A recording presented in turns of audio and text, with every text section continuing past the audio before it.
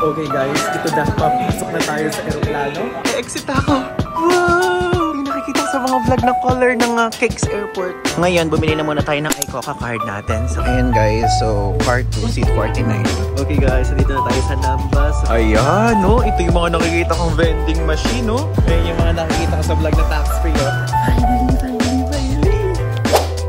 Hello guys! I'm back again with another video. So another series, another travel destination to visit. And guys, ngayon pupunta tayo sa Land of the Rising Sun sa Japan. And guys, first time ko ngayon magpunta dito sa Japan. Kaya super excited ako and feeling ko mawawala ako. Kasi sa mga napapanood ko ng vlog is para meron mga nawawala ganyan. So guys, samahan nyo ako sa journey ko ngayon as we explore the Kansai region plus Hiroshima area. Kasi guys, yun muna ang focus natin for this trip. And guys, if ever na wala pa kayong visa at gusto nyo mag-apply ng visa, panoorin nyo na lang yung previous video or scroll down nyo yung mga video dyan sa baba. Pinost ko kung paano ko nakakuha ng 5-year multiple entry visa kahit first timer pa lang ako nag-apply ng visa papunta dito sa Japan. So ngayon, tara na kasi 4 hours before ako dumating nga and ngayon mag-check-in na tayo. So guys, bago kayo mag-check-in is magbayad na muna kayo ng travel tax. Yung travel tax na babayaran nyo is 1,620. So dito babayaran yun. Lahat ay required magbayad nun. So now, let's go! Sa Cebu Pacific, mag-check-in na tayo. Okay, so ayan guys, nakikita ko na Osaka, open na.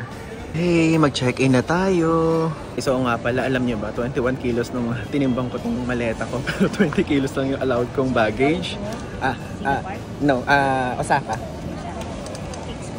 Kicks. Thank you. Kaya ngayon tignan natin kung mapapagbigyan tayo sa 1 kilo na sobra. Kasi guys, 20 kilos yung papunta ko. Then yung pauwi ko, 32 kilos yung in-avail ko. Kasi hindi ko naman in-expect. Kasi normally tansyado ko naman yung maleta ko. Pero ngayon, let's see. Ayun guys, so tignan nyo. Yung lagay ng immigration. Ang konti ng tao. Sana hanggang mamaya ganyan. And doon naman sa domestic, tignan nyo. Super dami. So, let's go! Okay guys, so finally nakuha ko na yung boarding pass ko at ngayon pumunta na tayo sa immigration. And after ko sa immigration, na-explain ko sa inyo kung ano yung mga travel requirements, kung ano yung mga kailangan nyo malaman bago kayo magpunta ng Japan. Yay! Kaunti ng tao! Ngayon guys, bago tayo magpunta sa PAGS, dun sa lounge sa taas, bago tayo mag-wait, isi-pick up na muna natin yung pocket wifi na in-avail natin via Klook. So guys, yung link ilalagay ko dyan sa ibaba. And ako, ang personal opinion ko kung bakit ako nag-pocket wifi ngayon kesa SIM. Kasi guys, Japan ang pupuntahan ko and alam ko na napakadalas kong gagamitin yung cellphone. Kailangan ko talaga ng unlimited at mabilis na wifi. So nag-avail ako. Ayan guys, yung link sa ibaba. And kasi 16 hours yung battery life ng pocket wifi na to. Kasi tested ko na to nung Vietnam, Malaysia, Singapore ako before. So sobrang tagal talaga malobat. Kaya itong in-avail ko ngayon. And guys, alam nyo, dito kasi di malolobat agad yung phone ko kapag ka ito. Kumbaga siya muna yung malolobat bago yung phone ko. And guys, napakadami kong backup phone na dala ngayon para panggamit ko sa Google Maps and etc. Ayan, dito pipick upin yung wifi. Dito sa rent a wifi. Dito sa in-avail natin sa Klook. Ayan, ngayon punta muna tayo ngayon dito sa PAGS. So guys, ngayon nag-iintay pa rin tayo ng ating flight. Pero ngayon sasabihin ko na muna sa inyo yung travel requirements na kailangan nyo bago kayo magpunta ng Japan. So number 1 is yung basic requirement kapag sa immigration is yung round trip airfare. Syempre kailangan yan. Tapos kailangan yung hotel bookings, kailangan yung mga book activities as supporting documents if ever na meron kayong mga nakabook doon tulad ng Universal Studios Japan o Tokyo Disneyland, something like that. And ang pinakamahalaga guys, syempre dapat meron kayong Japan visa. So guys, ako nakakuha ko ng Japan visa sa Friendship Traveling Tours sa Makati. So tignan nyo lang sa previous video, doon sa Japan visa vlog ko, doon ko sinabi kung paano ko siya nakuha. Then next guys is dapat fill outan nyo itong link na to. Visit Japan siya. So mag-generate kayo dyan ng dalawang code, which is yung code sa immigration, tapos yung code sa customs. So yun. And next guys, kailangan nyo mag-fill up o fill out ng e-travel. And yun, kailangan nyo yun dito sa Pilipinas. Yung e-travel dito sa Pilipinas, tapos yung Visit Japan, doon mismo sa Japan. So, dalawang website yung kailangan nyo buksan. Una is yung e-travel. So, ilalagay ko na lang yung link dyan sa description. Doon, i-input nyo lang doon yung flight details nyo. I-input nyo lang doon yung mga iba't ibang details na kailangan nyo. Tapos doon naman sa Visit Japan, i-input nyo din doon yung mga details, yung flight details, tapos kung saan kayo mag-i-stay sa Japan, ganyan. So, yun yung mga kailangan nyo. So, bali, 3 QR codes ang kailangan para makapasok kayo ng Japan and makalabas lumabas kayo ng Pilipinas. Tapos doon naman sa mismo immigration is wala naman sa akin mga iba't ibang tinanong. Ang tinanong lang sa akin kung kailan ako babalik, and which is sinabi ko gano'n, yung return flight ko po dyan is September 7. So 10 days po ako na magta-travel, and sinabi ko tourist lang ganyan kahit hindi naman tinatanong. And feeling ko kaya wala nang ganong tinanong kasi syempre kapag mag-a-apply ka naman ng visa sa Japan, syempre di ba meron ka mga ipapresent dyan ng mga documents, lahat ng mga proof of financial capacity, proof na babalik ka, proof na kung ano gagawin mo, proof na kung gaano kapag mag-stay, etc. Ilalagay mo din kasi yan sa application form kapag mag-a-apply ka. So feeling ko doon pa lang, parang feeling ko nasala na at hindi na nila ako kailangang interrogate pa o tanungin pa ng mga kung ano-anong tanong kasi talagang clear tayo. So yun lang naman, wala naman so far na kailangan. Basta yun lang mga sinabi ko sa inyo. Super simple lang as long as na-approvehan ka ng single entry or multiple entry na Japan visa. Okay guys, it's already 1:10 PM and sakto ito yung oras ng boarding time namin. So ngayon pupunta na ako dun sa gate 103 papunta doon sa gate namin kasi yung gate namin punta Osaka. Okay guys, ito na, papasok na tayo sa eroplano. Ayan, papasok na tayo doon. And guys, cleared na tayo lahat dito sa Pilipinas. Ang ating iintayin na lang ang flight at ang travel time papunta doon sa KIX o sa Kansai International Airport. Okay guys, so touchdown Osaka, Japan! Grabe. So ito, nakikita ko to sa mga videos na napapanood ko sa YouTube. At ayan, let's go down. Ayan, may mga nababasa na ako ng mga Japanese words. And guys, pagbaba, ito na agad makikita. Ayan, shaping a new journey, Kansai Airports! Okay guys, so nakatapos na ako doon sa immigration area and wala naman sa akin tinanong kasi yung harapan kong Pilipino, meron sa kanya mga tinatanong and guys, medyo kinabahan ako doon kasi syempre first timer nga ako dito sa bansang to. So wala naman tinanong, in-scan lang yung QR ko, in-scan lang din yung mga fingerprint ko, then nag-picture lang ako, then tada, ayan, andito na ako ngayon and pupunta na tayo ngayon doon sa baggage claim area. Wow, ito yung itsura guys. So number 3 tayo, ayun yung 1. Ayun yung 2, so let's find the 3. Ayan guys, ito yung itsura ng baggage claim area dito sa Kansai Airport. So number 3 tayo. Ayan, makikita nyo naman dyan, Manila 5J828. Totoo talaga yung mga nababasa ko online na inaayos nila na dito nakapaharap yung handle para mabilis makuha. Grabe, kakatuwa. Okay, finally, exit ako. Wow! Guys, ito yung ito yung nakikita ko sa mga vlog na color ng KIX Airport. Let's go! Ayun guys, so nag-CR ako. First time ko makikita ang Japanese CR. Oh, ganun pala talaga. Inosente. Ayan, so i-rate natin to ng excellent. Ayan, excellent. Kaya lang guys, alam nyo, dito medyo mainit ngayon dito sa Osaka. Which is, expected ko naman kasi summer nga ako nagpunta kasi diba ngayon August, summer. And medyo pa-transition na yung September nila ng autumn ba? So yun, ina-expect pa rin na mainit. Pero guys, tingin nyo pinagpapawisan ako. Next punta ka dito, winter na. Sasaktuhin ko winter. So, ayan guys, makikita nyo sa mga legend dyan. Second floor, yung Terminal 2, railways, hotel, rental car, elevator. So, dun tayo sa second floor. Kasi dito tayo sa railways. So, dito may nakita ako na cash dispenser or yung ATM area nila. Tama lang ba na dito ako mag-withdraw? Kasi hindi ako nakapanood eh. Feeling ko naman pwede and ganun lang din naman kasi madami ding nag-withdraw. Ngayon, ang i-withdraw ko na muna is worth 20,000 pesos. Titignan natin guys kung makapag-cash natin yung sa 10 araw natin dito sa Japan. So if ever na makulangan ako, mag-withdraw na lang ulit ako. But now, yun muna. So ayan guys, nire-read yung card ko. Sabi sa Google, 7-Eleven daw yung pinakamagandang bank. Ha? Ba't invalid? So ayan guys, yung conversion sa 50,000 JPY. So okay. Okay. Nakita niyo naman, post niyo na lang dun sa kanina. Okay, kunin na natin yung money. Ayan, tapos card, tapos money. Ayan guys, so nag-elevator na muna ako. So ayan, and dito, ito yung exit which is dito papunta yung Terminal 2, Railways and Hotel. So ngayon, dito tayo pupunta and i-claim na natin yung ticket natin sa Nankai Railway. Ayan guys, dito ang Nankai. Guys, yung sinasabi ko sa inyo na Nankai parang express train. Parang yun yung mga express train din na tulad sa Hong Kong, sa Taiwan. Ganyan. And guys, yung ticket doon, inabail ka sa Klook. So yung link ilalagay ko dyan sa ibaba. And also, tulad na sinasabi ko sa inyo previously, use my code FOLLIVAN5 off para maka-discount kayo sa lahat ng i-avail nyo sa Klook. Mapa-flights, hotels, and activities. Grabe, pagod na pagod ako ngayong araw. Ayan. Ito yung nakikita ko sa mga vlogs. So dito natin i-claim yon sa Nankai. Ayan, kung nakikita nyo yan, Yung color red na yan, dyan tayo magkiklaim.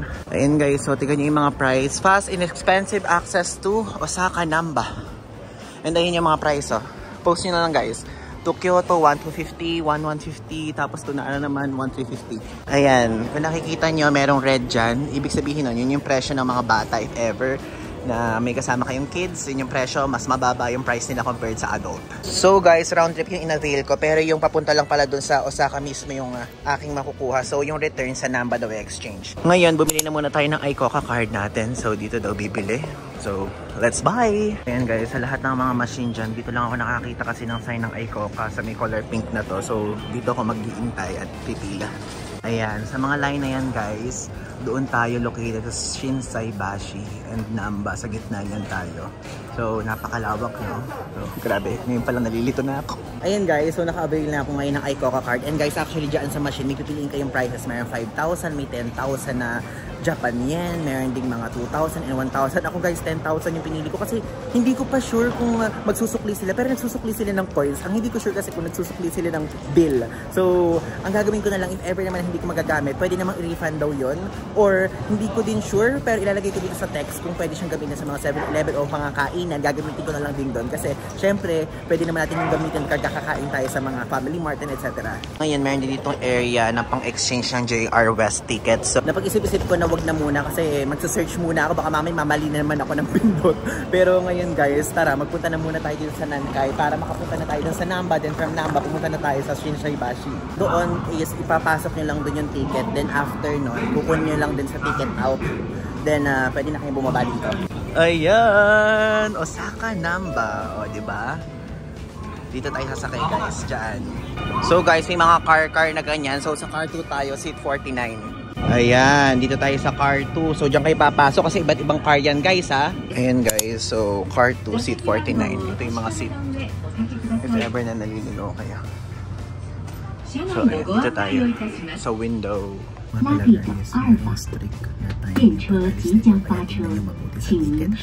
Ako 20:05 yung naka-assign sa akin. Sa inyo.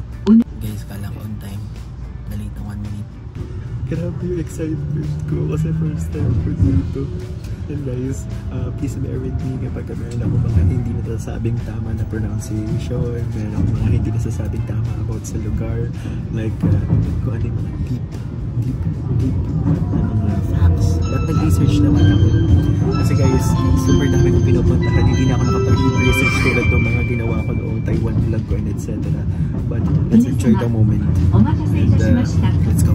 Alam nyo guys, itong train line na to, mabilis siya. And ang pangalan niya Rapid, ganun. And yung sa line, kapag nakita nyo itong screenshot na to, hindi niya sinunod yan. Like, may mga nilagpasan na station. So, konting station na hinadaanan nyo, kaya mabilis kayo makakapunta sa Namba station. If ever guys na gusto nyo, yung link nasa ibaba para mas maka-discount kayo kapag bumili kayo. And guys, ito talagang super highly recommended to kasi much mura to compared sa pagta-taxi. Like from Kansai, papunta doon sa mga hotel nyo sa mismong Shinsaibashi area, Namba area, Umeda area, ganun, mas mura pa rin ito. Kaya nga lang, sa mga nakikita ko sa Google, yung hours ng pagbiyahe para mga 45 to 1 hour yung mga nakalagay doon. Maiba-iba eh, kasi may mga train stop, merong iba wala, ganyan. So, dito feeling ko siguro mga 45 to 1 hour to. Kasi ang dami nilagpasan na train. So, update ko na lang kayo later. Okay guys, nandito na tayo sa Namba. So, let's go out and pumunta na tayo sa Midosuji line. Ayan, so natin maleta natin. Ayan, meron naman ditong sign. Ayan, dito tayo sasakay sa Midosuji line. Papunta yan doon sa Shinsaibashi. Guys, so dire-diretso lang tayo. And nakapag-tanong ako sa isang Japanese dito. Grabe, ang bait! Like, tinanong ko, Midosuji line? Sabi ko nga, tapos tinulungan niya talaga ako. Like, tinulungan niya ako paano mabasa sign language and etc. Ang galing! Super hospitable! Ayan, if hindi kayo nakapag-withdraw doon sa mismong airport, meron pala ditong ATM. Ayan, no? Ito yung mga nakikita kong vending machine, no? And guys, blue lahat, ibig sabihin lahat yan cold. Kasi kapag kami nakita kayong red, ibig sabihin yan hot. So lahat to cold, guys. Yun yung halaga niya, 180. Pwede na. Ayan, so after natin doon, dito tayo ngayon, bababa tayo sa pinakamababa doon sa Mido Suji Line. Makikita nyo naman dyan guys yung sign. So, always take note of the legend. Lagi nyo titignan yung mga nakasulat para hindi kayo maligaw. Ayan, sundan natin. So, nakalagay dyan, North Exit, Mido Suji, Shinsaibashi Suji, saka Dotonbori. Ngayon, ang nangyayari ay super excited ako mag-hotel at matulog. Kasi super pagod talaga ako ngayong araw kasi whole day kaming nag-intay. I mean, whole day akong bumiyahe. Tapos ngayon, ito lang yung magiging pahinga ko. Kaya guys, magpapahinga na muna ako ngayon. Then later on, I mean tomorrow na ako mag-start ng pinaka-vlog. Ayun guys, andito na tayo sa Namba Station sa Mido Suji Line. So sa 4 entrance tayo. Ayun guys, andito na ako ngayon sa platform 2. Nag-aabang na ako ng train. So may oras guys if ever mag-install kayo ng Google Maps kasi detailed yung mga time, prices, and station na nakalagay doon. Ayan, so makikita nyo. So ito tayo sa Namba. Ayan, so doon lang tayo sa Shinsaibashi. Like next station lang din.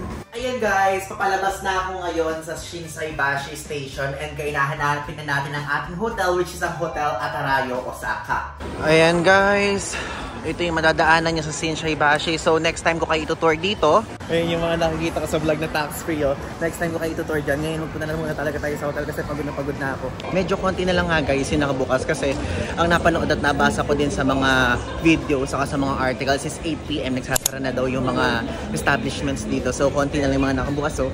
So tomorrow natin ito iikutin. Konti na lang, malapit na ako dun sa hotel kasi guys alam niyo meron kasing problem. Namali ako ng exit and hindi ko mahanap yung exit number doon sa mismong Shinsaibashi Station kasi medyo malawak siya.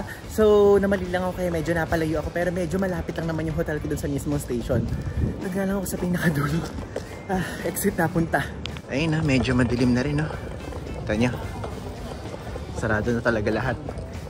Hindi ko tuloy nakita yung unang impression ko dito na kung maganda ba talaga siya or what. Ang alam ko yung hotel na nakuha ko merong malapit na Family Mart or Lawson eh.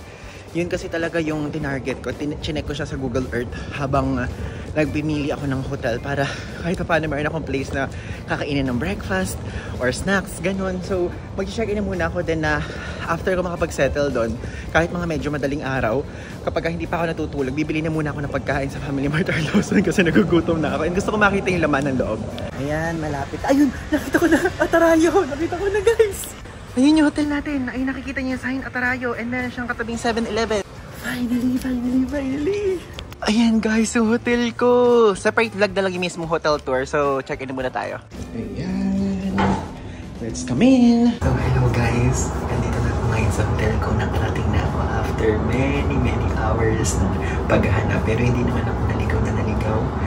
And guys, bumubulong ako kasi hindi pwedeng ingay dito. Kasi parang ito yung tinuluyan ko doon sa Taiwan. Na umaga parang capsule hotel siya. Hindi na siya mukhang capsule kasi premium. Itulong na inabil ko yung parang may privacy. Tapos may space na ganito. Pero parang capsule lang din siya. Tapos i-explain ko sa inyo sa susunod na video kung bakit ako bumubulong kasi ano to eh. Meron ako mga katabi dito. So, yun. Gusto ko muna sabihin sa inyo na super okay naman yung experience ko.